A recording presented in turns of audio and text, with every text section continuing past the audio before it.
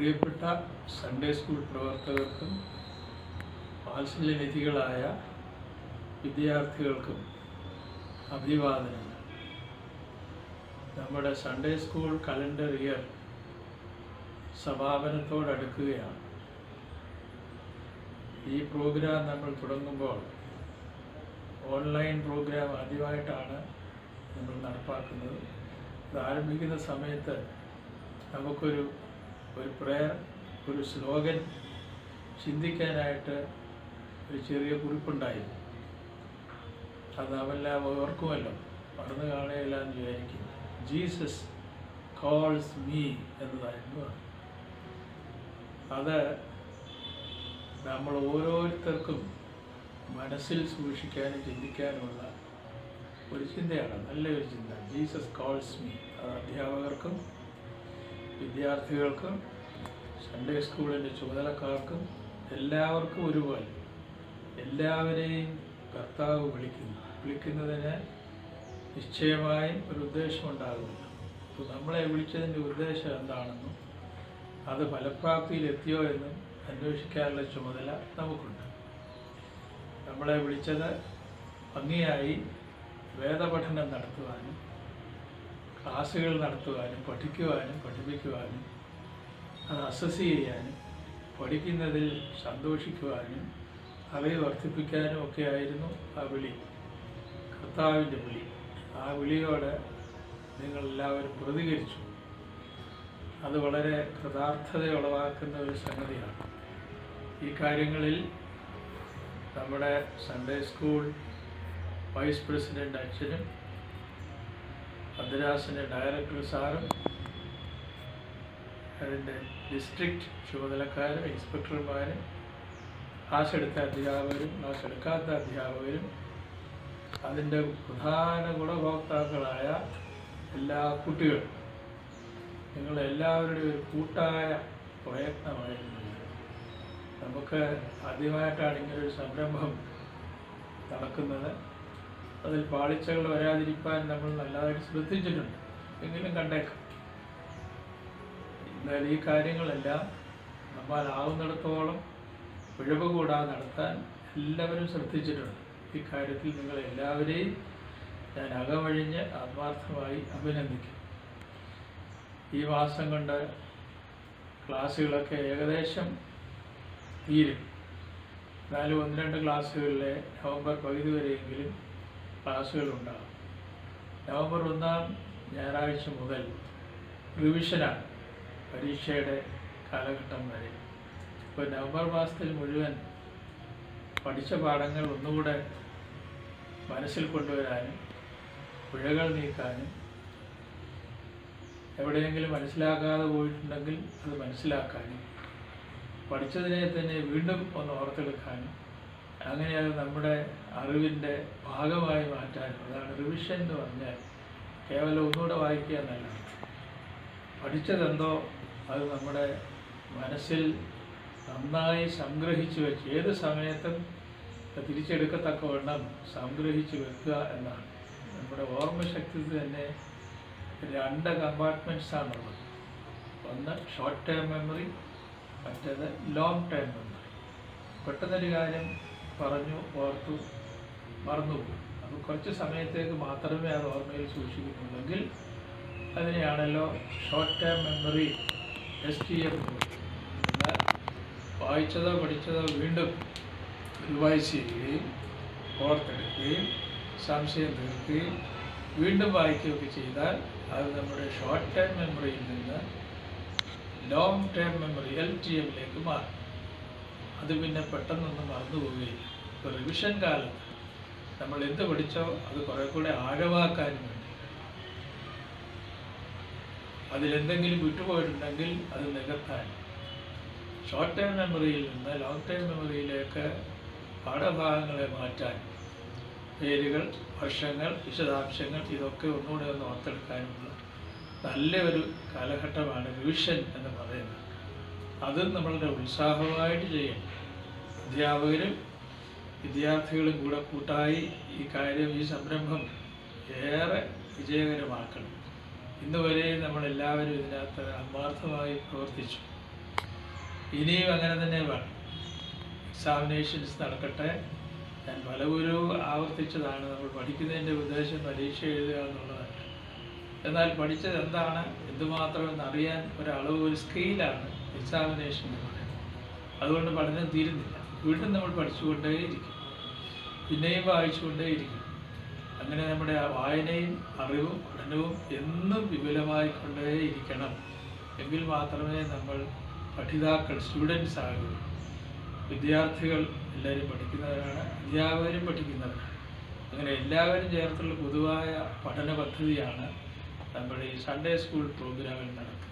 Online programme സാധാരണയുള്ള Sunday സ്കൂളുമായിട്ട് വിഭിന്നമാണെന്ന് നമുക്കറിയാമല്ലോ. എങ്കിലും നിലവിലുള്ള സാഹചര്യത്തിൽ സ്മാർട്ട് ക്ലാസ് ഒന്നും ആയില്ലെങ്കിലും നമ്മൾ ആവോളം സൺഡേ സ്കൂൾ മുടങ്ങാതെ നടക്കാൻ, അത് പ്രയോജനപ്പെടുത്താൻ നമുക്കെല്ലാവർക്കും സാധിക്കും. ഈ കാര്യങ്ങളിൽ എല്ലാവരുടെയും തുടർന്നുള്ള സഹകരണം ഉണ്ടാകണം.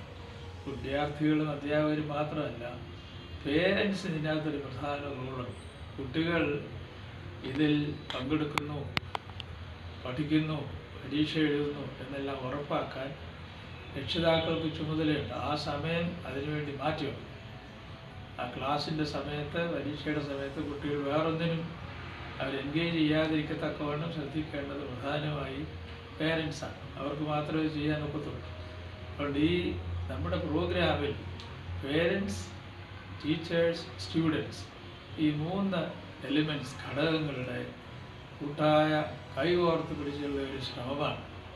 അതാണ് നടന്നു വന്നത്. ഇനിയും അങ്ങനെ ആയിരിക്കണം. ഇനി പാൻഡമിക്, COVID-19 അതിൻ്റെ ശക്തി കുറഞ്ഞു വന്ന് കുറേ കഴിയുമ്പോൾ നമുക്ക് പഴയതുപോലെ നോർമൽ ക്ലാസ് റൂംസിൽ പോയി പഠിക്കാൻ അവസരം കിട്ടട്ടെ. നേരം അതനുസരിച്ച് ചെയ്യാം. അതുവരെ നമ്മുടെ സൺഡേ സ്കൂൾ മുടങ്ങാതെ ഈ സംവിധാനത്തിൽ നമുക്ക് മുമ്പോട്ട് പോകണം. വീണ്ടും നമ്മൾ ആദ്യം കേട്ട ആ സ്ലോഗൻ മറക്കരുത്, ജീസസ് കോൾസ് മീ. നമ്മളോട് തന്നെ പറയണം, Jesus calls me to this program, to learn, to teach and to cooperate, to praise God, to sing and to pray. ഈ കാര്യത്തിനെല്ലാം വേണ്ടി കർത്താവ് നമ്മളെ വിളിക്കുന്നു. എന്നാൽ ഈ പഠനം കൊണ്ട് എന്ത് പ്രയോജനം?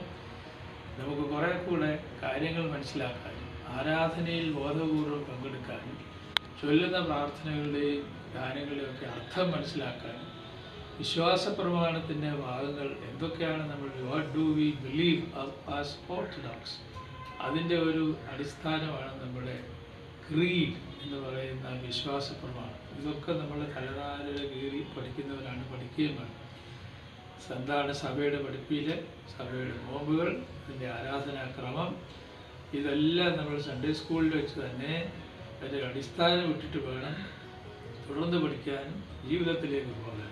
അതിനെല്ലാം നമുക്ക് സംഗതിയാക്കട്ടെ. നിങ്ങളെല്ലാവരെയും ദൈവം അനുഗ്രഹിക്കട്ടെ. പഠനം തുടരട്ടെ. അതൊരിക്കലും അവസാനിക്കുന്നതല്ല. വേദപഠനം അവസാനമില്ലാത്തതാണ്. ദൈവമാണ് നമ്മളെ പഠിപ്പിക്കുന്നത്, പരിശുദ്ധാത്മാവാണ്. അത് എല്ലാവർക്കും ഇടയാകട്ടെ എന്ന് ആത്മാർത്ഥമായി പ്രാർത്ഥിക്കുന്നു. നമുക്ക് ഒരുമിച്ച് പറയണം, ജീസസ് കോൾസ് മീ, എന്നെ വിളിക്കുന്നു. എല്ലാവരെയും ദൈവം അനുഗ്രഹിക്കട്ടെ.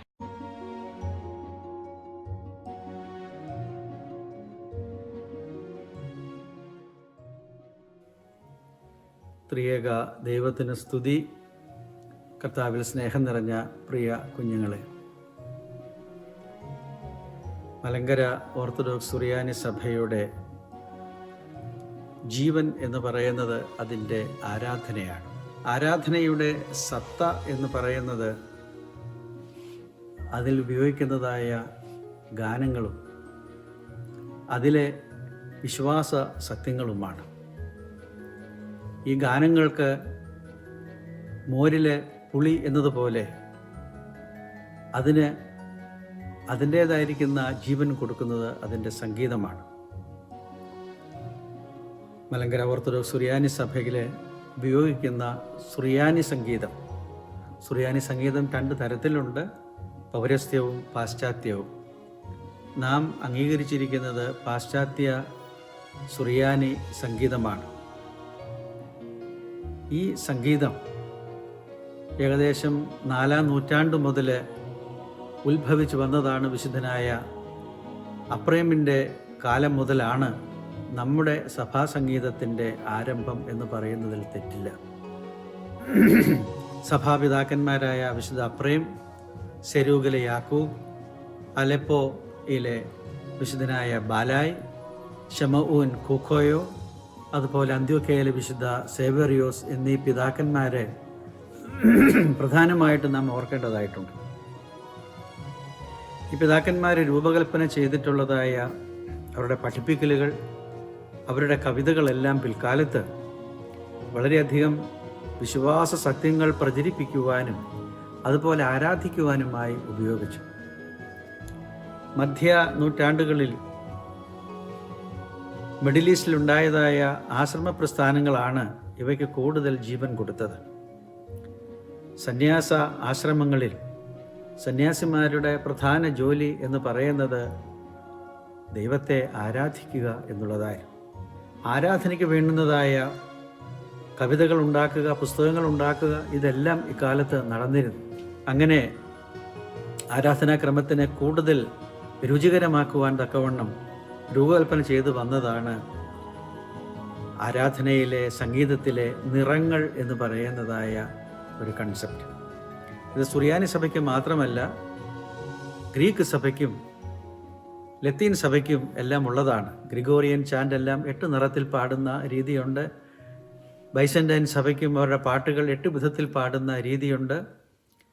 മലങ്കര ഓർത്തഡോക്സ് സുറിയാനി സഭയുടെ ഗാനങ്ങൾ പരിശോധിച്ചാലും ഇവയിൽ 8 രാഗങ്ങളിൽ 8 നിറങ്ങളിൽ പാടുക. രാഗങ്ങൾ എന്ന് പറയുന്നത് ശരിയല്ലാത്തതുകൊണ്ടാണ് നിറം എന്ന് പറയുന്നത്. സംഗീതത്തിന് നിറമുണ്ടോ എന്ന് ചോദിച്ചാൽ അതിൽ കൂടി ലയിച്ചു വരുന്നതായ, ചെവിയിൽ കൂടി നാം കാണുന്നതായ ആ നിറങ്ങൾ, ഇത് ഒരു മിസ്റ്റിക് കൺസെപ്റ്റാണ്. സന്യാസാശ്രമങ്ങളിൽ ജീവിക്കുന്ന ആധ്യാത്മികതയുടെ കൊടുമുടിയിൽ എത്തിയതായ ആധ്യാത്മിക ആചാര്യന്മാരുടെ മനസ്സിൽ കൂടി ഉരുത്തിരിഞ്ഞ് വന്നതാണ് നിറം എന്ന് പറയുന്നതായി കൺസെപ്റ്റ്. അപ്പോൾ ഇത് ആരാധനയ്ക്ക് വേണ്ടി ഉപയോഗിക്കുന്നതായി പാട്ടുകളിൽ വൈവിധ്യത്തിൻ്റെ ഭാവം അവർ കൊണ്ടുവന്നു.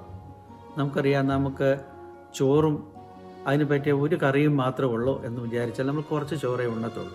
നേരെ മറിച്ച് അതിന് ടേസ്റ്റ് കൊടുക്കുന്ന വേറെ വേറെ കറികൾ ഉള്ളപ്പോൾ വീണ്ടും വീണ്ടും നമ്മൾ അതിനെ ആഗ്രഹിക്കുന്നത് പോലെ സംഗീതത്തിലും വിവിധങ്ങളായിരിക്കുന്ന വർണ്ണങ്ങൾ വന്നപ്പോൾ ആരാധിക്കുവാനുള്ളതായ ഒത്തിരിയധികം വ്യഗ്രത അന്ന് സന്യാസിമാർക്കുണ്ടായി. അങ്ങനെ അവർ രൂപകൽപ്പന ചെയ്തതായി ഒരു സംഗീത പാഠ്യ പദ്ധതിയുണ്ട്. ഇതാണ് ഇതിൻ്റെ നിയമങ്ങൾ അല്ലെങ്കിൽ കാനോൻ എന്ന് പറയുന്നത്. നിറങ്ങളുടെ പേര് ഇതിന് അഷ്ടരാഗങ്ങൾ എന്ന് പറയും. ഒക്ടോ എക്കോസ് എന്ന് ഗ്രീക്കിലും അതുപോലെ ഇംഗ്ലീഷുകാരും ഒക്ടോ എക്കോസ്, അഷ്ടരാഗങ്ങൾ. നമ്മളതിന് നിറങ്ങൾ എന്ന് പറയുന്നു. ഈ നിറങ്ങൾ നമ്മൾ പല സമയത്തായിട്ട് ഉപയോഗിക്കുന്നുണ്ട്. അതിനെ ചിട്ടയായിട്ട് ഓരോ നിറങ്ങളും എങ്ങനെയെന്ന് പഠിപ്പിക്കുന്ന ഭാഗമാണ് ഇപ്പോൾ സൺഡേ സ്കൂൾ വഴിയായി കൊച്ചി ഭദ്രാസനത്തിൻ്റെ നേതൃത്വത്തിൽ തുടങ്ങുന്നതായ പരിപാടി. സാധാരണ വൈദിക സെമിനാരികളിലും ആശ്രമങ്ങളിലും മാത്രമേ ഉണ്ടായിരുന്നുവെങ്കിൽ ഇത് പൊതുജനങ്ങളിലേക്ക്, ഇടവക തലങ്ങളിലേക്ക് ഇത് ഇറക്കുവാൻ തക്കവണ്ണം ഈ സൺഡേ സ്കൂൾ പ്രസ്ഥാനം ഇതിനകത്ത് മുൻകൈ എടുക്കുന്നതിൽ ദൈവത്തെ സ്തോത്രം ചെയ്യുകയാണ്. മക്കൾ എല്ലാവരും ഇത് പഠിച്ച് ഞായറാഴ്ചകളിൽ നമ്മുടെ ആരാധനയിൽ ഇത് ഉപയോഗിക്കുമ്പോൾ ഇന്ന് നാം കാണുന്നതിലും വളരെ വ്യത്യസ്തമായിരിക്കുന്നതായ, വളരെ മനോഹരമായിരിക്കുന്ന ഒരു സംഗീതം നമുക്ക് ദേവാലയങ്ങളിൽ കേൾക്കുവാനായിട്ട് സാധിക്കും. അതിന് നിങ്ങൾ ഇത് പഠിക്കുകയും ഇത് ഉപയോഗിക്കുകയും ചെയ്യണമെന്ന് എല്ലാവരോടും അഭ്യർത്ഥിച്ചുകൊണ്ട് എൻ്റെ വാക്കുകളെ അവസാനിപ്പിക്കുന്നു. നിങ്ങളുടെ പ്രിയ MP ജോർജ് അച്ഛൻ. കുക്കുലിയോൻ, നിറം 1. നിന്നാൾ സ്തുതിയൊടു രാജമകൾ, ഹാലേലൂയ ഹാലേലൂയ. നിൻ വലമായി രാജഭാമിനിയും ബാറക്കുമോർ മെൻ ഓലം വാദാമുൽവോലം വൽമീനാമീൻ. യക്ബോ. ഭക്തർ പുകഴ്ച ഭാജനമേ നിന്നിലുദിച്ചോരേകസുതൻ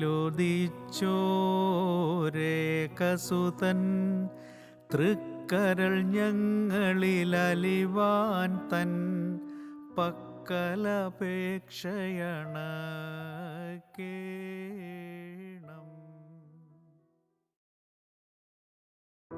നിറം 2.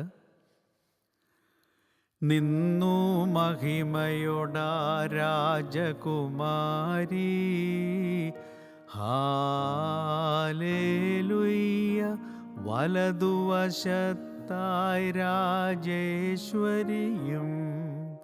ബാർക്കുമോ. മെനവോലം വാദാമൊലവോലം ഉൽമീനാമീൻ. യക്ബോ. കാക്കുക നാഥസ്ലീബായാൽ ഉണ്ണികളെ സ്നാനാർത്ഥികളെ.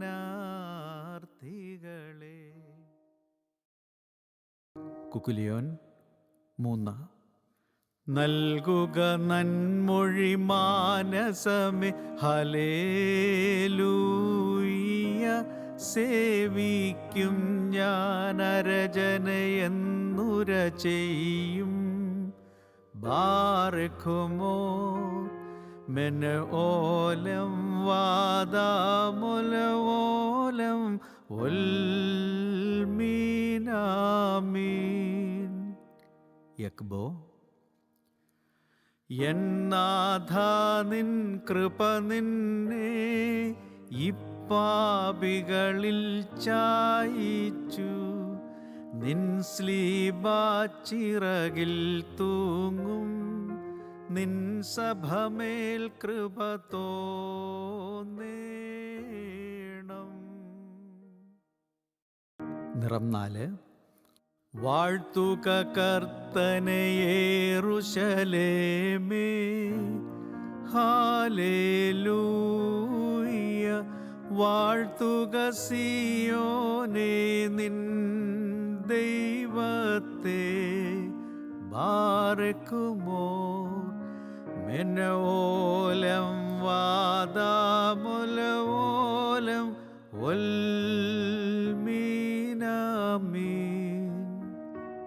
യക്ബോ. കർത്താവേ കൃപ ചെയ്യണമേ.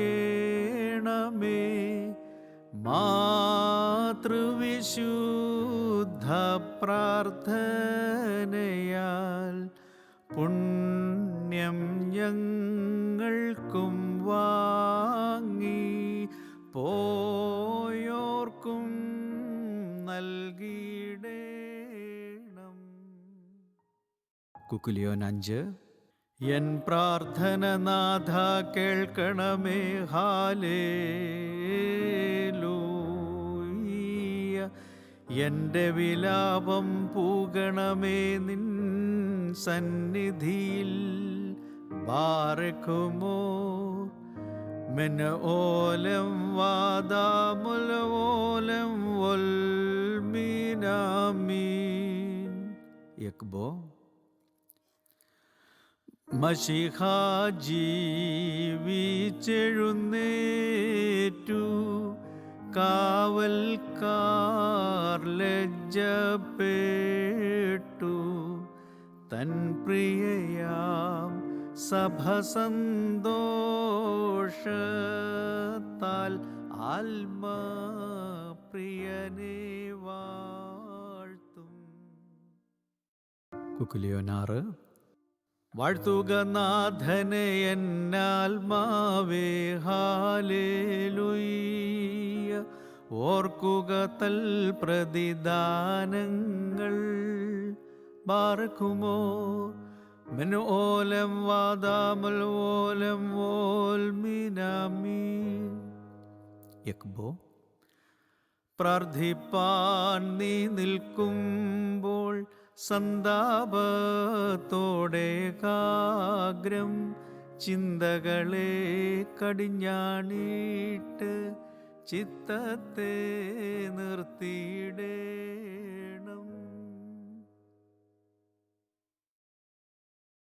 കുക്കുലിയോൻ 7. മോദിക്കട്ടെ പരം നാഥ ലൂയ്യ ലൂയ്യ നിൻ ശക്തിയിലും രക്ഷയിലും നൃപതി ബാറക്കുമോ മെന ഓലം വാദാമുലവോലം ഉൽമീനാമീൻ. യക്ബോ ശുചിയോടു ശുദ്ധ്യാബേസ്കുദിശ സ്പർശിച്ചുള്ള പാദങ്ങൾ പുക്കുദ്യാനദ്വാരങ്ങൾ വാനവരൊത്തു വസിക്കേണം.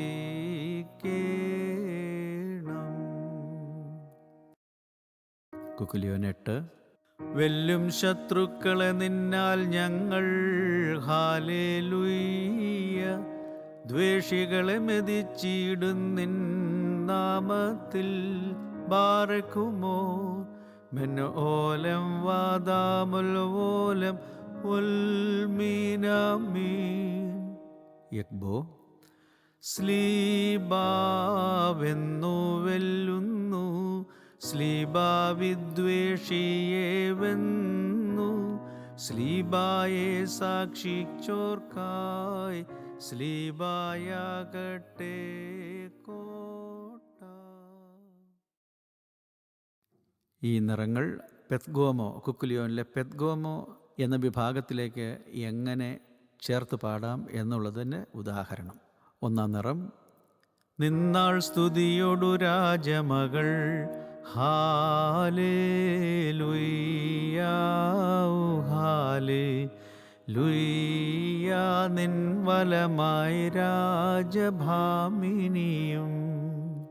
2. നിന്നാൾ സ്തുതിയോടു രാജമകൾ ഹാലേലൂയ്യ നിൻ വലമായി രാജഭാമിനിയും. 3. നിന്നാൾ സ്തുതിയോടു രാജമകൾ ഹല്ലേലൂയ നിൻ വലമായി രാജഭാമിനിയും.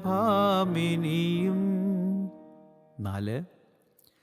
നിന്നാൾ സ്തുതിയോടു രാജമകൾ ഹല്ലേലൂയ നിൻ വലമായി രാജഭാമിനിയും. 5. നിന്നാൾ സ്തുതിയോടു രാജമകൾ ഹാലേലൂയ നിൻ വലമായി രാജഭാമിനിയും. 6. നിന്നാൾ സ്തുതിയോടു രാജമകൾ ഹാലേലൂയ നിൻ വലമായി രാജഭാമിനിയും. 7. നിന്നാൾ സ്തുതിയോടു രാജമകൾ ഹാലേലൂയ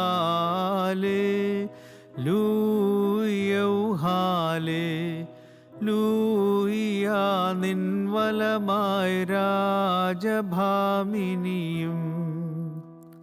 8. നിന്നാൾ സ്തുതിയോടു രാജമകൾ ഹാലേലൂയ നിൻ വലമായി രാജഭാമിനിയും. യക്ബോ ഒരു പോലിങ്ങും മാർത്തോമ ഉണ്ടേ മേലും നിന്നോർമ്മ ഉതകണമേ നിൻ പ്രാർത്ഥന നിൻ ഓർമ്മയെ ബഹുമാനിച്ചോർക്കായി.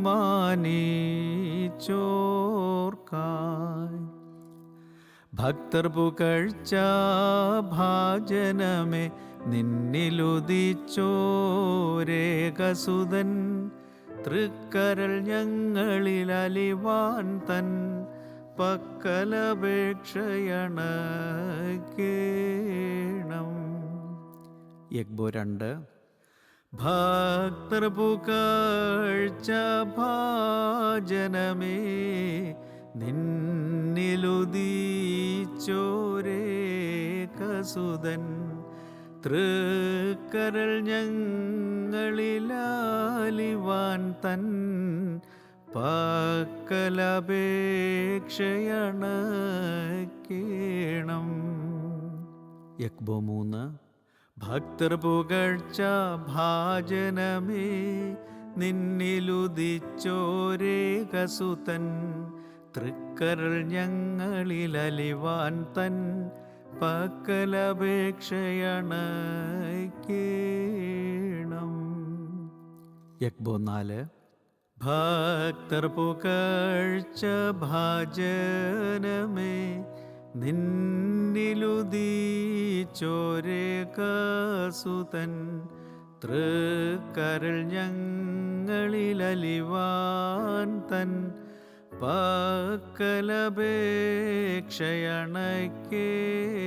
പക്കലപേക്ഷയണക്കേണം. യക്ബോ 5. ഭക്തർ പുകഴ്ച ഭാജനമേ നിന്നിലുദിച്ചോരേകസുതൻ തൃക്കരൾ ഞങ്ങളിലലിവാൻ തൻ പക്കലപേക്ഷയണക്കേണം. യക്ബോ 6. ഭക്തർ പുകഴ്ച ഭാജനമേ നിന്നിലുദിച്ചോരേകസുതൻ തൃക്കരൾ ഞങ്ങളിലലിവാൻ തൻ പക്കലപേക്ഷയണക്കേണം. യക്ബോ 7. ഭക്തർ പുകഴ്ച ഭാജനമേ നിന്നിലുദിച്ചോരേകസുതൻ തൃക്കരൾ ഞങ്ങളിലലിവാൻ തൻ പക്കലപേക്ഷയണക്കേണം. യക്ബോ 8. ഭക്തർ പുകഴ്ച ഭാജനമേ നിന്നിലുദിച്ചോരേകസുതൻ തൃക്കരൾ ഞങ്ങളിലലിവാൻ തൻ പക്കലപേക്ഷയണക്കേണം.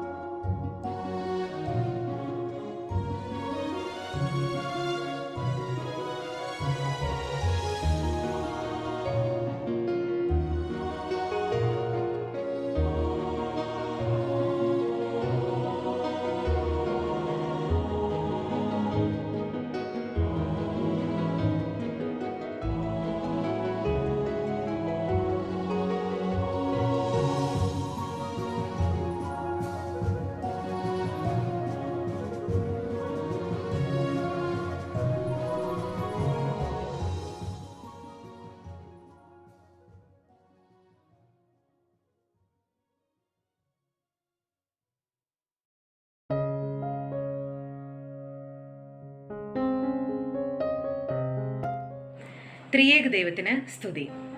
ഞാൻ Sona Ullas, saint Mary's orthodox cathedral, Ernakulam. 10ാം ക്ലാസ്സിൽ പാഠം 27 ഇന്ന് നാം പഠിക്കുന്നത്. Father doctor V.C. സാമുവേൽ. മേൽപ്പട്ടക്കാരും പട്ടക്കാരുമായിട്ടുള്ള അനേകം പിതാക്കന്മാരെക്കുറിച്ച്, സത്യവിശ്വാസത്തിനു വേണ്ടി പോരാടിയ, ക്രിസ്തീയ സഭയ്ക്കു വേണ്ടി പോരാടിയ അനേകം പിതാക്കന്മാരെക്കുറിച്ച് നാം വായിക്കുകയും പഠിക്കുകയും ചെയ്തിട്ടുണ്ട്, അല്ലേ?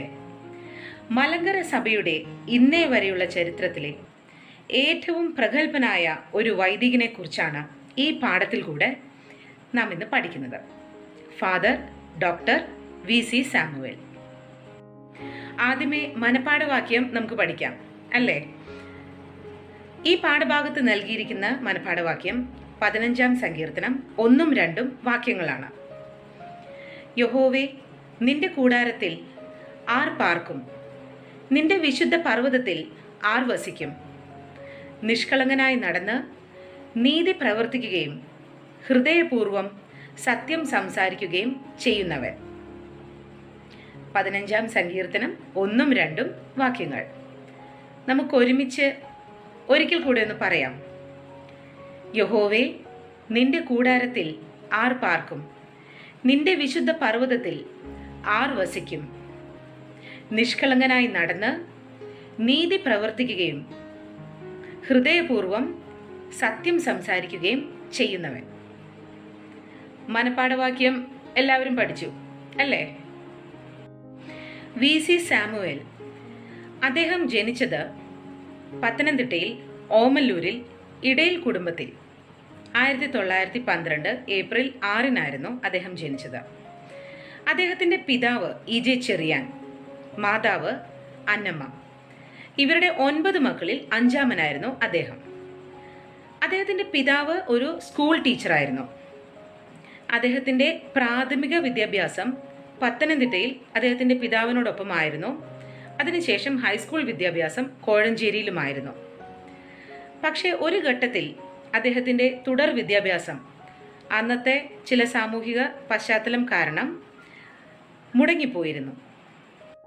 ജീവിതത്തെക്കുറിച്ചുള്ള VC സാമുവേലിൻ്റെ കാഴ്ചപ്പാടുകളെ രൂപപ്പെടുത്തിയത് മഞ്ഞനിക്കര ദേറായിലുള്ള അദ്ദേഹത്തിൻ്റെ താമസമായിരുന്നു. ഏലിയാസ് തൃതീയൻ പാത്രിയർക്കീസ് ബാവായുടെ ഭൗതിക ശരീരം അവിടെയായിരുന്നു അടക്കം ചെയ്തത്. അതിനുശേഷം പാത്രിയർക്കീസിൻ്റെ ഒരു പ്രതിനിധി മിക്കവാറും അവിടെ ഉണ്ടാകും. അങ്ങനെ അവിടെ താമസിച്ചിരുന്ന അബ്ദുൾ ആഹാബ് റംബാൻ, പിന്നീട് അദ്ദേഹം യാക്കൂബ് തൃതീയൻ പാത്രിയർക്കീസായി, യൂലിയോസ് മെത്രാച്ചൻ എന്നിവരുമായിട്ടുള്ള സമ്പർക്കങ്ങൾ VC സാമുവേലിന് സുറിയാനി, ഹീബ്രു ഭാഷകളിലുള്ള അഗാധമായ പഠനത്തെ സാധ്യമാക്കി കൊടുത്തു. അദ്ദേഹം സ്വയം പരിശ്രമിച്ച് പരന്ന വായനയുണ്ടായിരുന്നു അദ്ദേഹത്തിന്. ഇംഗ്ലീഷ് ഭാഷ സ്വായത്തമാക്കി. പിന്നീട് Greek, Latin, German, Kannada, Tamil തുടങ്ങി അനേകം ഭാഷകളിൽ അദ്ദേഹം പ്രാവീണ്യം നേടി. ചില പ്രത്യേക കാരണങ്ങളാൽ ഹൈസ്കൂൾ വിദ്യാഭ്യാസത്തിന് ശേഷമുള്ള തുടർ പഠനങ്ങൾ മുടങ്ങിപ്പോയിരുന്നു അദ്ദേഹത്തിന്. 13 വർഷങ്ങൾക്ക് ശേഷമാണ് പിന്നീട് അദ്ദേഹത്തിന് വിദ്യാഭ്യാസം തുടർന്നു കൊണ്ടുപോകുവാൻ സാധിച്ചത്. 1944 മുതൽ 1957 വരെയുള്ള കാലഘട്ടമായിരുന്നു പിന്നീടുള്ള അദ്ദേഹത്തിൻ്റെ തുടർ വിദ്യാഭ്യാസത്തിൻ്റെ കാലഘട്ടം. ആലുവ UC കോളേജിൽ നിന്ന് ഫിലോസഫിയിൽ അദ്ദേഹം ഡിഗ്രി നേടി. അതിനുശേഷം മദ്രാസ് ക്രിസ്ത്യൻ കോളേജിൽ നിന്ന് ഫിലോസഫിയിൽ MA ചെയ്തു. പിന്നീട് ബാംഗ്ലൂർ UT കോളേജിൽ നിന്ന് BD പാസ്സായി. അതിനുശേഷം ന്യൂയോർക്ക് യൂണിയൻ സെമിനാരിയിൽ നിന്ന് STMഉം അദ്ദേഹം നേടി. അതിനുശേഷം പ്രശസ്തമായ യേൽ യൂണിവേഴ്സിറ്റിയിൽ നിന്ന് PhDയും കരസ്ഥമാക്കി. ഈ പഠനങ്ങളെല്ലാം അദ്ദേഹം പൂർത്തീകരിച്ചത് ഉന്നത റാങ്കുകളോട് കൂടിയായിരുന്നു. ഡോക്ടർ VC സാമുവേൽ ജനിച്ചു വളർന്നത് അന്ത്യോക്യൻ പക്ഷപാതമുള്ള ഒരു സുറിയാനി കുടുംബത്തിലായിരുന്നു. പക്ഷേ വസ്തുനിഷ്ഠമായും സത്യസന്ധമായും കാര്യങ്ങളെ മനസ്സിലാക്കണമെന്നുള്ള ഒരു ആഗ്രഹം അദ്ദേഹത്തിന് ചെറുപ്പം മുതൽക്കേ ഉണ്ടായിരുന്നു. പൗരസ്ത്യ ഓറിയന്റൽ ഓർത്തഡോക്സ് സഭാ വിഭാഗങ്ങളെ ഏക സ്വഭാവവാദികൾ എന്ന് അന്ന് കാലത്ത് വിളിച്ചിരുന്നു. മോണോഫിസൈഡ്സ്. ടെക്സ്റ്റ് ബുക്കിൽ അവിടെ ഒരു ചെറിയൊരു തിരുത്തലുണ്ട്. ടെക്സ്റ്റ് ബുക്കിൽ മോണോപോളിസൈഡ്സ് എന്നാണ് എഴുതിയിരിക്കുന്നത്. അവിടെ ഒന്ന് തിരുത്തണം. മോണോഫിസൈഡ്സ് എന്നാണ് അതിൻ്റെ കറക്റ്റായ വാക്ക്. MONOPHYSITES മോണോഫിസൈഡ്സ്. ഈ ഒരു കാര്യം സത്യമാണോ എന്ന് അന്വേഷിക്കണമെന്നൊരാഗ്രഹം അദ്ദേഹത്തിനുണ്ടായി. അതുകൊണ്ട് തന്നെ അദ്ദേഹത്തിൻ്റെ പഠനങ്ങളെല്ലാം ആ വഴിക്ക് നീങ്ങി. കൽക്കദോനിയൻ സുനഹദോസിനെ കുറിച്ച് നാം പഠിച്ചിട്ടുണ്ട്. ആഗമാന ക്രൈസ്തവ സഭയിലെ ആദ്യത്തെ പിളർപ്പ് സംഭവിച്ച ആ സുനദോസിനെ കുറിച്ചും ഏകസ്വഭാവം, ദ്വിസ്വഭാവം എന്നിങ്ങനെയുള്ള തർക്കങ്ങളെക്കുറിച്ചും അദ്ദേഹം വിശദമായി പഠിച്ചു. ക്രൈസ്തവ സഭയ്ക്ക് ഏറ്റവും പ്രയോജനകരമായ കണ്ടെത്തലിലേക്കായിരുന്നു അദ്ദേഹം ചെന്നെത്തിയത്. ഏകസ്വഭാവം, ദ്വിസ്വഭാവം എന്നിങ്ങനെയുള്ള തർക്കങ്ങൾ സംഭവിച്ചത് അന്നത്തെ കാലത്തെ രാഷ്ട്രീയ സാമൂഹ്യ പരിസ്ഥിതികളിൽ സംഭവിച്ചതാണെന്ന് അദ്ദേഹം വ്യക്തമാക്കി.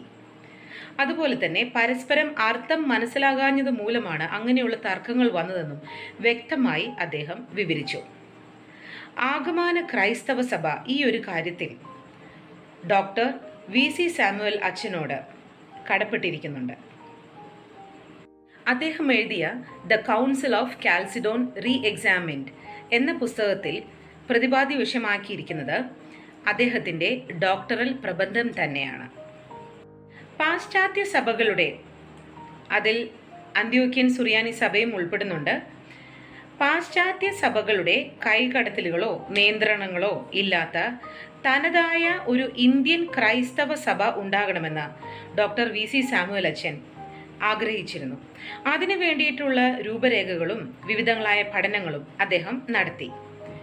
അക്കാലത്ത് ബാംഗ്ലൂരിൽ ഡോക്ടർ PD ദേവാനന്ദൻ സ്ഥാപിച്ച CISRS, അതായത് Christian institute for the study of religion and society, ഭാരതീയ പഠനങ്ങൾക്ക് വേണ്ടിയുള്ള ഒരു ക്രിസ്ത്യൻ സ്ഥാപനമാണത്. CISRSൽ ചേർന്ന് അദ്ദേഹം പഠിച്ചു. ഇന്ത്യയിലെ സഭകൾക്ക് ദേശീയ സ്വഭാവം വന്നു ചേരണമെന്ന് അദ്ദേഹം ശക്തമായി വാദിച്ചു. അതുപ്രകാരമുള്ള ലേഖനങ്ങളും പുസ്തകങ്ങളും അദ്ദേഹം എഴുതുകയുണ്ടായി. അതിൽ പ്രധാനമായിരുന്നു മലങ്കര ഓർത്തഡോക്സ് സുറിയാനി സഭയെക്കുറിച്ച് അദ്ദേഹം എഴുതിയ ഇത് ഒരു ഇന്ത്യൻ സഭയോ എന്ന ഗ്രന്ഥം. മഞ്ഞനിക്കര ദേറായിൽ സുറിയാനി മൽപ്പാനായി അദ്ദേഹം പഠിപ്പിച്ചിരുന്നു. ആ ഒരു സേവനം ലോകത്തിൻ്റെ വിവിധ ഭാഗങ്ങളിലുള്ള മഹാവിദ്യാലയങ്ങളിലേക്ക് വ്യാപിപ്പിക്കുവാൻ അദ്ദേഹത്തിന് കഴിഞ്ഞു. സെറാംപൂർ, ബാംഗ്ലൂർ UT കോളേജ്, എത്യോപ്യയുടെ തലസ്ഥാനമായ ആഡിസ് അബാബയിലെ holy trinity theological college, Whitefield ecumenical institute തുടങ്ങി പഴയ സെമിനാരിയിലും FFRRCയിലും, അതായത് federated faculty for research in religion and culture, FFRRC, അവിടെയും സ്തുത്യർഹമായ സേവനം അനുഷ്ഠിക്കുവാൻ അദ്ദേഹത്തിന് സാധിച്ചു. ക്രിസ്തീയ സഭകൾ തമ്മിലുണ്ടായിരുന്ന വിശ്വാസപരമായ അകലം കുറയ്ക്കുവാൻ അദ്ദേഹം ആത്മാർത്ഥമായി പരിശ്രമിച്ചിരുന്നു. അദ്ദേഹത്തിൻ്റെ ഉപരിപഠനങ്ങളുടെ എല്ലാം ലക്ഷ്യം അതായിരുന്നു.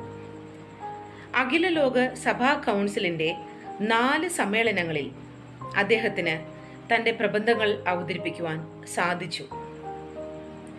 USA ഇവാസ്റ്റണിൽ, ഇന്ത്യയിലെ ന്യൂഡൽഹിയിൽ, സ്വീഡനിലെ ഉപ്സാലയിൽ, കെനിയയിലെ നെയ്റോബിയിൽ, ഇവിടങ്ങളിലായിരുന്നു ആ 4 സമ്മേളനങ്ങൾ. ഫെയ്ത്ത് ആൻഡ് ഓർഡർ എന്ന ദൈവശാസ്ത്ര കൂട്ടായ്മയിൽ അദ്ദേഹം 23 വർഷത്തോളം സേവനം അനുഷ്ഠിച്ചിട്ടുണ്ട്.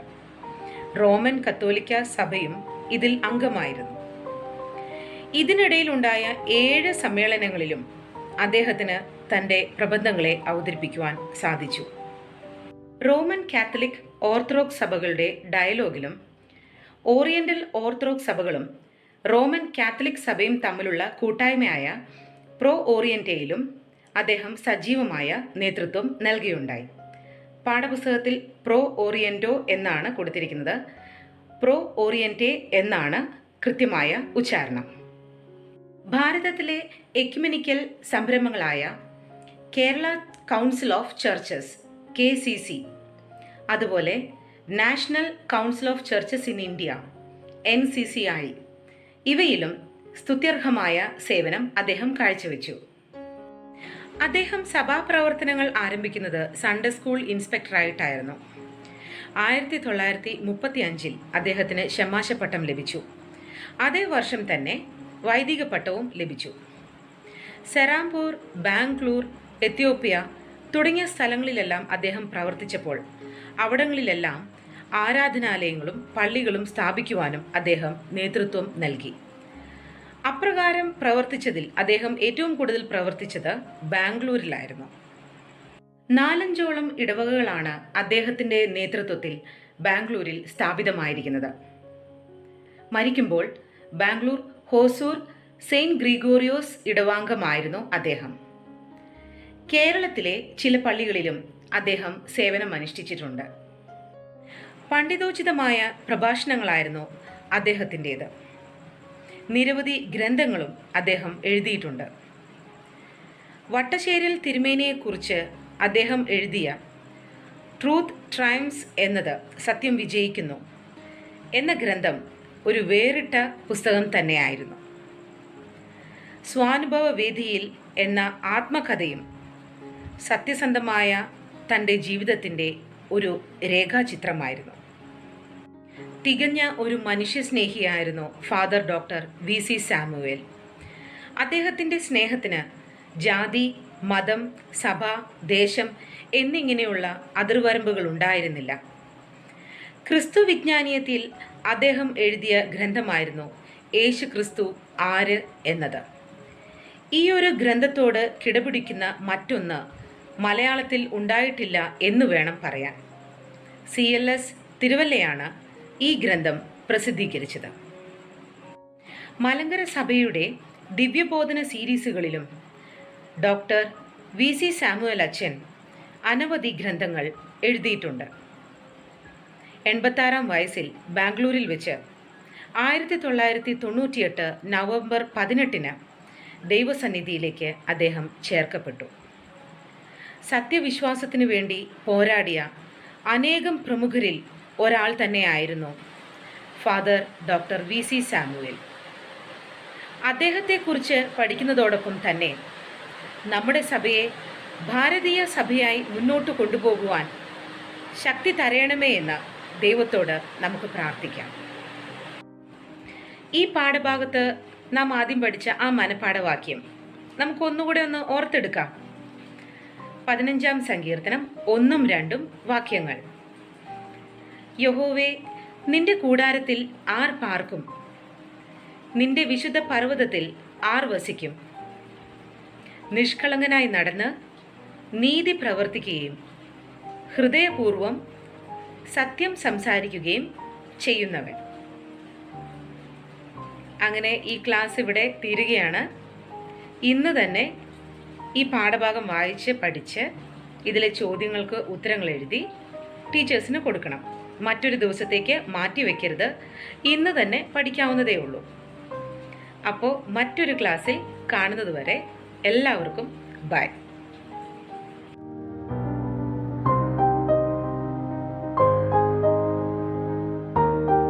നമസ്കാരം, ഞാൻ മെൽവിൻ മാഷാണ്.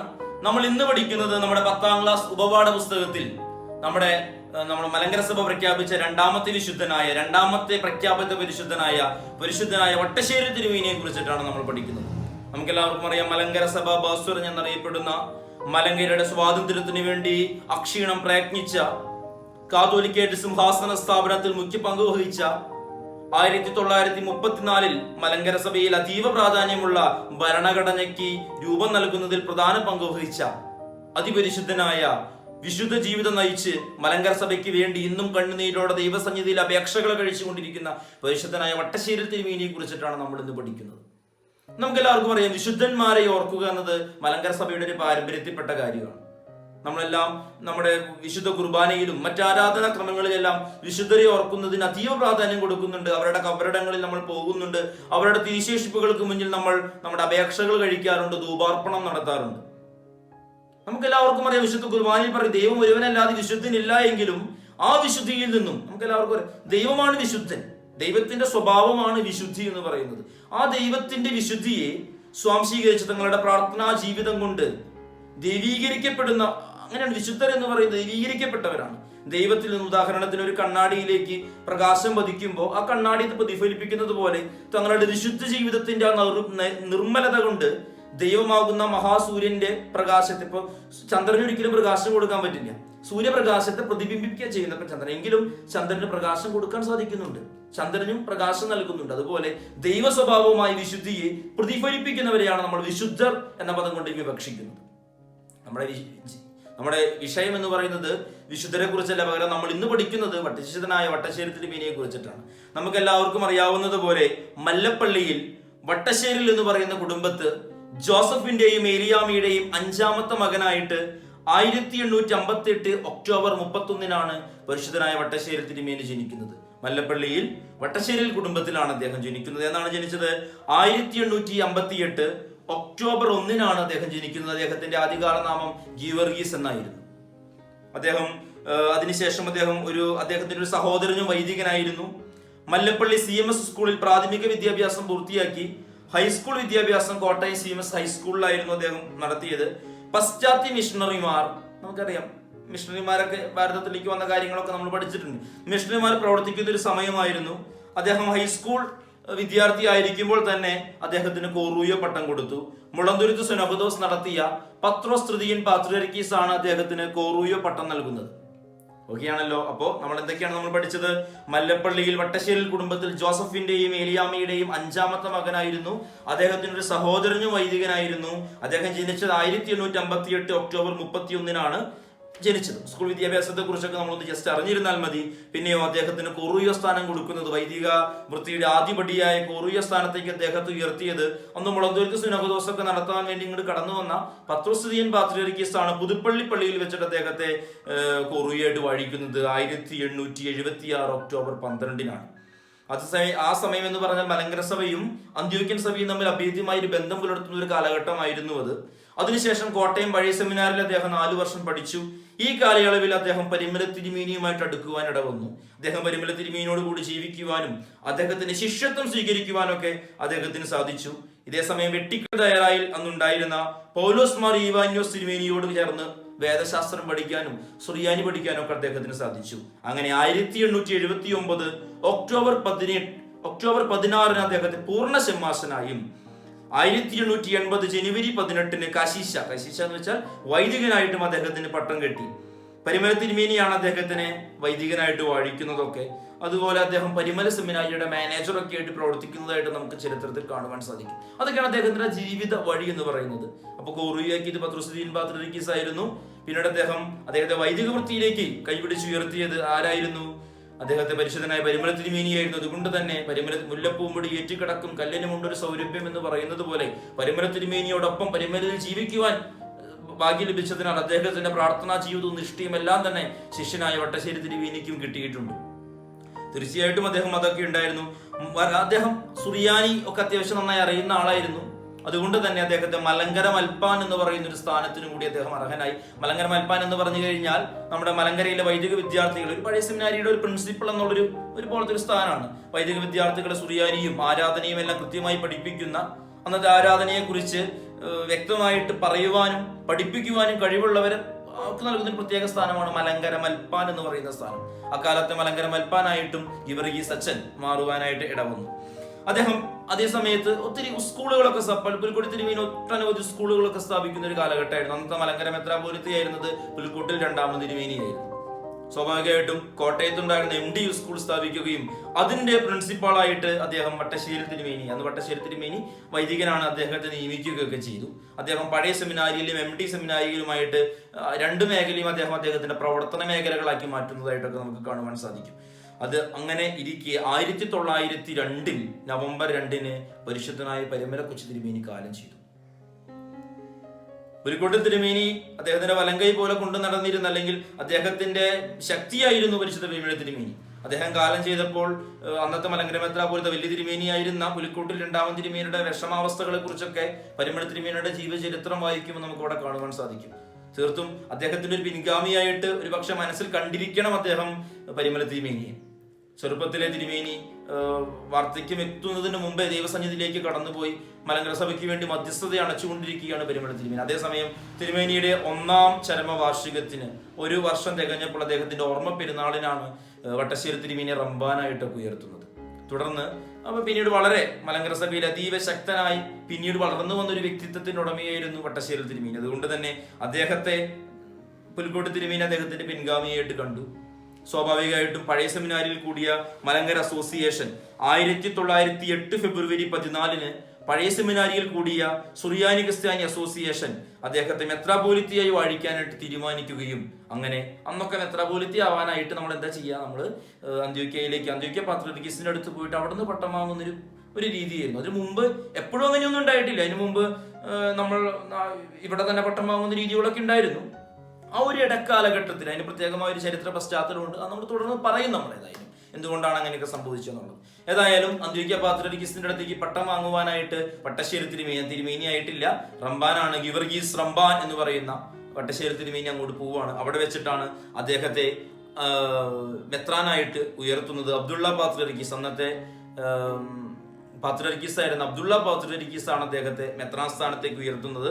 അങ്ങനെ ഗീവർഗീസ് മൽപ്പാൻ 1908 മെയ് മാസത്തിൽ യെരൂശലേമിലെത്തുകയും അവിടെ വെച്ച് 31-ാം തീയതി വർഷം നമ്മൾ ശ്രദ്ധിക്കണം എന്നാണ് 1908 മെയ് മാസം 31-ാം തീയതി അബ്ദുള്ള പാത്രിയർക്കീസ് അദ്ദേഹത്തെ മേൽപ്പട്ടക്കാരനായി വാഴിച്ചു. മേൽപ്പട്ടക്കാരനായിട്ട് വാഴിക്കുമ്പോൾ ഒരു അധികാരപത്രം കൊടുക്കും, സുസ്താത്തിക്കോൺ എന്ന് പറയുന്ന ഒരു സാധനം കൊടുക്കും, ഒരു അധികാരപത്രം കൊടുക്കും. പക്ഷെ വട്ടശ്ശേരി തിരുമേനിക്ക് അത് കൊടുത്തില്ല എന്നാ പറയുന്നത്. കാരണം മലങ്കരയുടെ ലൗകിക അധികാരങ്ങളിലും പാത്രിയർക്കീസിന് ഒരു കണ്ണുണ്ടായിരുന്നു. അന്ത്യോക്യൻ സഭയും മലങ്കര സഭയും രണ്ട് സഭയാണ്. നമുക്ക് പലപ്പോഴും സഹായിച്ചിട്ടുണ്ട് അവര്. അപ്പൊ സഹായിക്കുമ്പോഴും ഇവരുടെയൊക്കെ ഉള്ളിൽ മലങ്കരയിലെ സ്വത്തുക്കളുടെ മേലും മലങ്കരയുടെ ലൗകിക അധികാരത്തിലും ഒരു ചെറിയ കണ്ണുണ്ടായിരുന്നു പാത്രിയർക്കീസിന്. അത് അദ്ദേഹത്തിന് കൊടുക്കുവാനായിട്ടും അല്ലെങ്കിൽ അത് നൽകുവാൻ ഉള്ളൊരു തയ്യാറ് വട്ടശ്ശേരി തിരുമേനി കാണിച്ചില്ല എന്നുള്ളത് കൊണ്ടാണ് അദ്ദേഹത്തിന് സ്ഥാപിക്കാനൊക്കെ കൊടുക്കാതിരുന്നത്. അങ്ങനെ ഇരിക്കെ അദ്ദേഹം തിരിച്ചു മലങ്കരയിലേക്ക് വന്നു. അങ്ങനെ അദ്ദേഹത്തെ ഗീവർഗീസ് മാർ ദിവന്നാസ്യോസ് എന്ന പേരിലാണ് അദ്ദേഹം മെത്രാപോലിത്തിയായിട്ട് വാഴിക്കപ്പെടുന്നത്. അദ്ദേഹം അന്ന് കാലത്തൊക്കെ മലങ്കര മെത്രാപോലിത്തന്മാരുടെ സ്ഥാനനാമത്തിൽ ദിവന്നാസ്യോസ് ആണ് ചേർക്കാറുള്ളത്. നമ്മൾ പുറകിലേക്ക് പോകുമ്പോൾ നമുക്ക് മനസ്സിലാവും ഓരോ മലങ്കര മെത്രാപോലിത്തന്മാരുടെ പേരിന്റെ അറ്റത്ത് ദിവന്നാസ്യോസ് എന്നാണ് ഉണ്ടാവും. വട്ടശ്ശേരി തിരുമേനിയും ഗീവർഗീസ് മാർ ദിവന്നാസ്യോസ് എന്ന പേരിലാണ് വാഴിക്കപ്പെടുന്നത്. അദ്ദേഹം അങ്ങനെ തിരിച്ചു മലങ്കരയിലെത്തി. അദ്ദേഹം അതോടുകൂടി സന്തോഷവാനായ പുലിക്കോട്ട് തിരുമേനി അല്ലെങ്കിൽ പുലിക്കോട്ടിൽ ദിവന്നാസ്യോസ് 5-ാമത് തിരുമേനി. അപ്പൊ 6-ാമത്തെ ദിവന്നാസ്യോസ് ആണ് വട്ടശ്ശേരി തിരുമേനി. അപ്പോൾ 5-ാമത്തെ ദിവന്നാസ്യോസ് ആണ് പുലിക്കോട്ടിൽ 2-ാമത് തിരുമേനി. നിങ്ങൾക്ക് കാര്യങ്ങൾ മനസ്സിലാവുന്നുണ്ടല്ലോ അല്ലെ? ഒരു ചരിത്രത്തിന്റെ ഒരു ഇത് ജസ്റ്റ് പറയുവാണ് നിങ്ങളുടെ അടുത്തൊരു ബ്രീഫായിട്ട്. വട്ടശ്ശേരി തിരുമേനി മല്ലപ്പള്ളിയിലുണ്ടായിരുന്ന അദ്ദേഹം എന്ത് ചെയ്തു? മല്ലപ്പള്ളി വട്ടശ്ശേരി കുടുംബത്തിൽ ജനിച്ചു. അദ്ദേഹത്തെ കോറൂയാക്കിയത് ആരായിരുന്നു? പത്രോസ് പാത്രിയർക്കീസ് ആയിരുന്നു. അതിനുശേഷം അദ്ദേഹത്തെ വൈദികനാക്കിയത് പരിമല തിരുമേനിയായിരുന്നു. വർഷങ്ങളൊക്കെ ശ്രദ്ധിക്കണം, ഞാൻ പറഞ്ഞായിരുന്നു കേട്ടോ. പിന്നെന്താ സംഭവിക്കുന്നത്? അദ്ദേഹം പരിമല സെമിനാരിയിലൊക്കെ പ്രവർത്തിച്ചു. പഠിച്ചത് പഴയ സെമിനാരിയിൽ 4 കൊല്ലം പഠിച്ചു. പരിമല സെമിനാരിയുടെ മാനേജറായിട്ട് പ്രവർത്തിച്ചു. പരിമല തിരുമേനിയോട് ചേർന്ന് പ്രവർത്തിക്കുവാൻ കഴിഞ്ഞു. പരിമല തിരുമേനി കാലം ചെയ്തതിനെ തുടർന്ന് 1902 പരിമല തിരുമേനി കാലം ചെയ്യുന്നത്.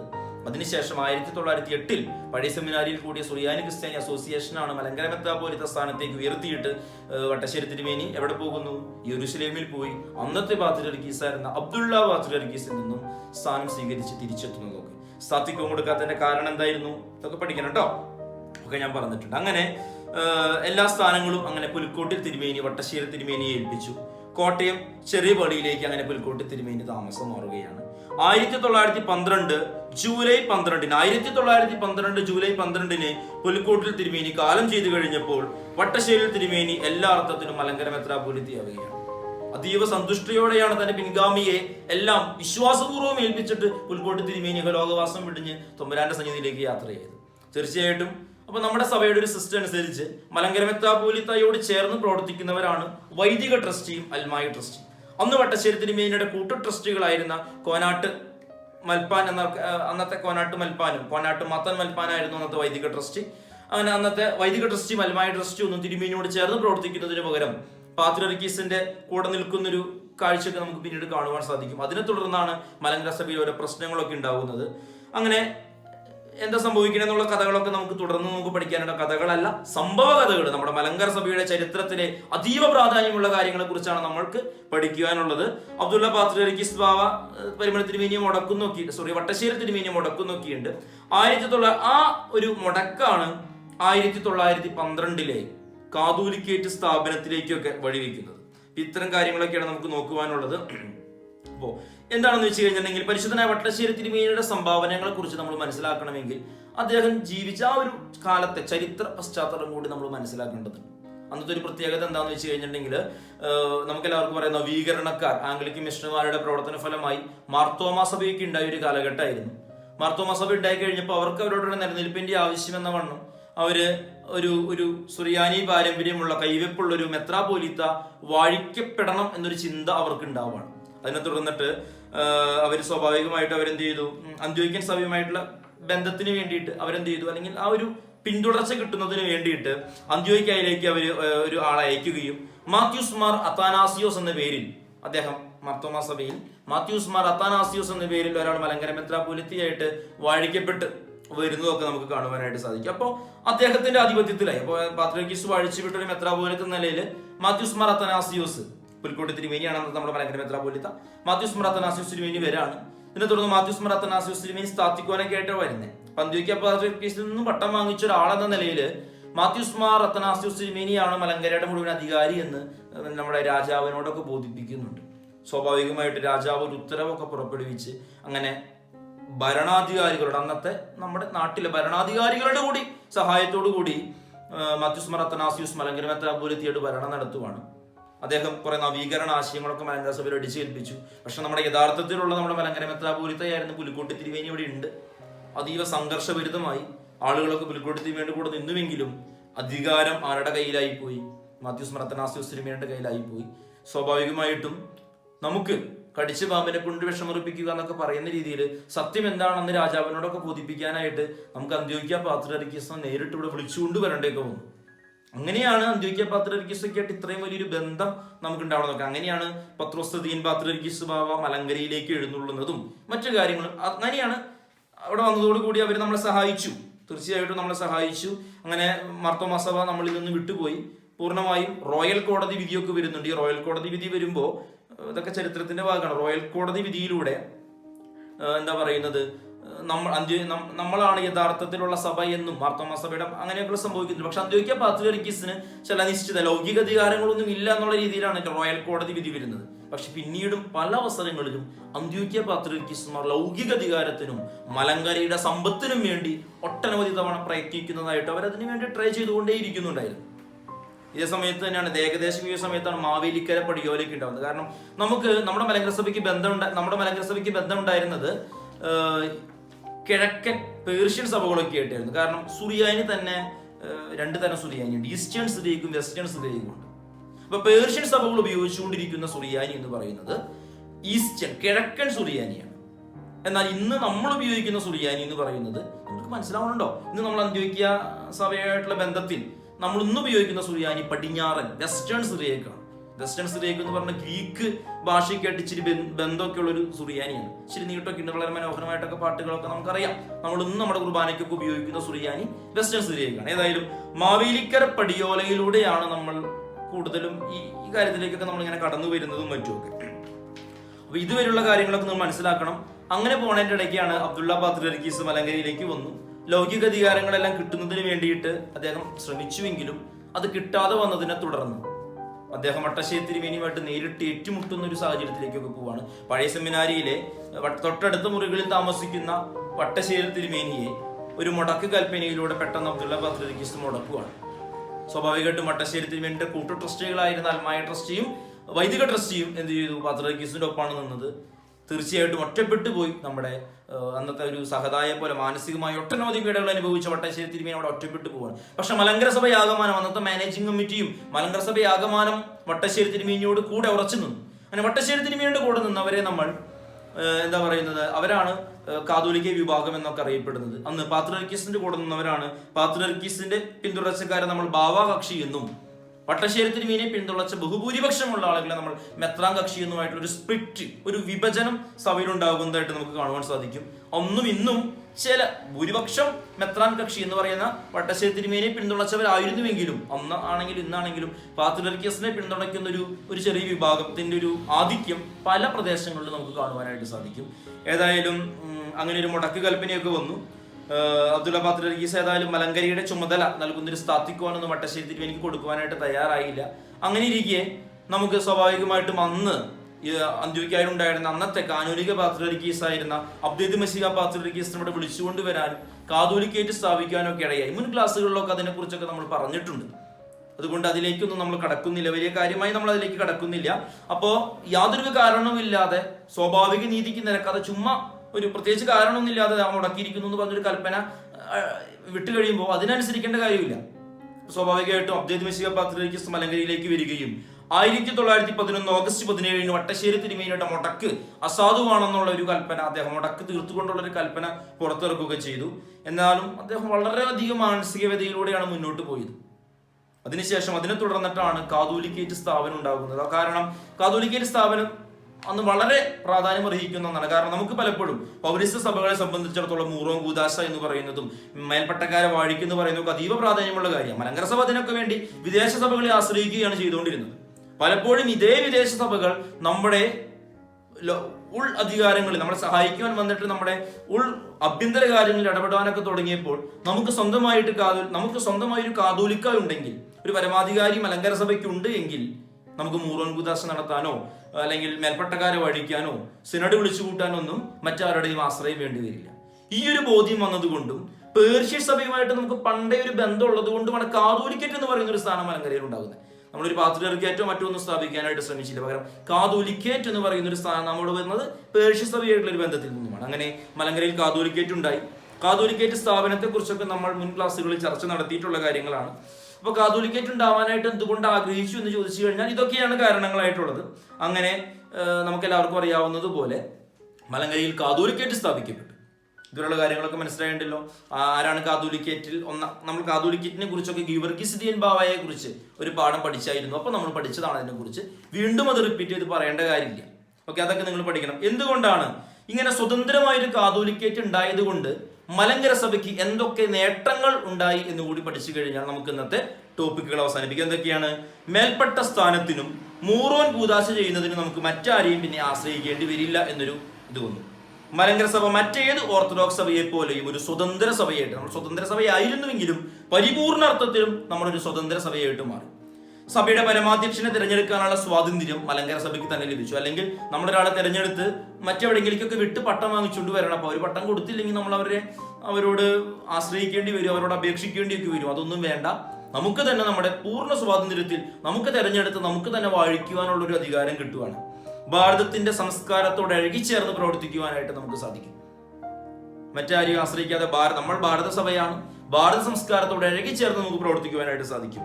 ഒരു സ്വതന്ത്ര സഭ എന്ന നിലയിൽ എക്യൂമെനിക്കൽ ബന്ധങ്ങൾക്ക് ആക്കം കൂട്ടാനും WCC അതുപോലെ റഷ്യൻ സഭയടക്കമുള്ള വലിയ വൻ സഭകൾ, വലിയ മറ്റു ഓർത്തഡോക്സ് സഭകളിലൊക്കെ പോവാനും അവരൊക്കെ ആയിട്ടുള്ളൊരു ഡയലോഗുകൾ, സംവാദങ്ങൾ നടത്തുവാനൊക്കെ ആയിട്ട് സാധിക്കുന്ന ഒരു അവസ്ഥയിലേക്കൊക്കെ നമുക്ക് പോകാൻ സാധിച്ചു. ഇതെല്ലാം സംഭവ്യമായത് വട്ടശ്ശേരി തിരുമേനിയുടെ ദീർഘവീക്ഷണം ഒന്നുകൊണ്ട് മാത്രമാണ്. നമ്മളെല്ലാവരും വട്ടശ്ശേരി തിരുമേനി മലങ്കര സഭയ്ക്ക് ചെയ്തു തന്ന അതിധീരമായ നേതൃത്വം. ഇതിനു മുമ്പ് വട്ടശ്ശേരി തിരുമേനിക്ക് മുൻപും പാത്രിയർക്കീസന്മാരുമായിട്ട് അതാത് കാലത്ത് മലങ്കര മെത്രാപ്പൊലീത്തമാർക്ക് പുൽക്കോട്ട് തിരുമേനിയൊക്കെ ഒട്ടനവധി വേദനകൾ അനുഭവിച്ചുവെങ്കിലും വട്ടശ്ശേരി തിരുമേനിയുടെ കൈകളാലാണ് ശലോമോൻ രാജാവിന്റെ കൈകളാൽ യെരൂശലേം ദേവാലയം പണിതു എന്ന് പറയുന്നത് പോലെ വട്ടശ്ശേരി തിരുമേനിയുടെ കൈകളാലാണ് മലങ്കര സഭയ്ക്ക് പരിപൂർണ സ്വാതന്ത്ര്യത്തിന് വേണ്ട കാര്യങ്ങളെല്ലാം ദൈവം കാണിച്ചു കൂട്ടിയത് എന്നതാണ് അദ്ദേഹത്തിന്റെ പരിശുദ്ധിയുടെ ആഴം വർദ്ധിപ്പിക്കുന്ന പ്രധാനപ്പെട്ട ഘടകം. നമ്മളെല്ലാവരും ഈ കാര്യങ്ങൾ പഠിക്കണം, വ്യക്തമായിട്ട് പഠിക്കുക. തുടർന്ന് വട്ടശ്ശേരി തിരുമേനിയെ കുറിച്ച് നമുക്ക് മറ്റു കാര്യങ്ങളെല്ലാം അടുത്ത ആഴ്ചകളിൽ നമുക്ക് ചർച്ച നടത്താം.